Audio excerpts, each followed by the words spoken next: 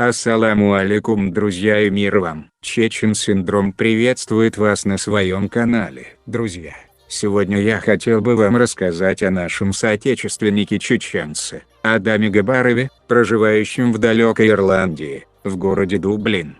Адам покинул свой дом и работу в Организации Объединенных Наций в 2004 году, и вместе со своим братом уехал в Ирландию. В Ирландии Адаму потребовалось 9 лет, чтобы добиться вида на жительство. В течение всего этого времени он активно занимался спортом и даже подрабатывал фитнес-инструктором. В 2013 году Адам получил необходимые документы и, к сожалению, не имея достаточного образования, из-за известных военных действий на родине, устроился охранником в супермаркете.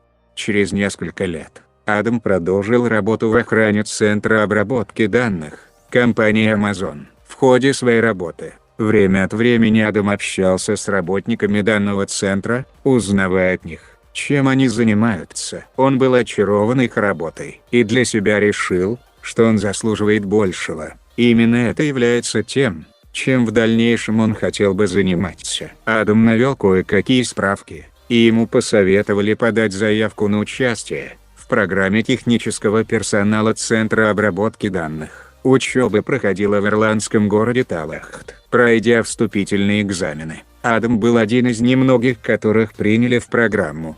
Получить формальное образование в новой стране и говорить на другом языке – это все равно, что начать все сначала. Это был огромный вызов. Но, воодушевленный и вдохновленный работниками центра, с которыми он познакомился и подружился на своей работе, Адам продолжал. Его поддерживали одногруппники и преподаватели, которые признавали его потенциал и видели его стремления. Один из учителей, в частности, рассказал о своем решении заняться новой профессией в возрасте 40 лет и своем пути к получению степени доктора философии. Перед лицом сложных обстоятельств Адам был вдохновлен. Адаму потребовалось чуть больше 2 лет обучения и стажировки, чтобы стать специалистом. Amazon даже написали статью про его успех, назвав его вдохновением года. Теперь он работает штатным техником в том же самом дата-центре компании Amazon, где когда-то был охранником. В дальнейшем Адам планирует выучиться на системного инженера. Друзья,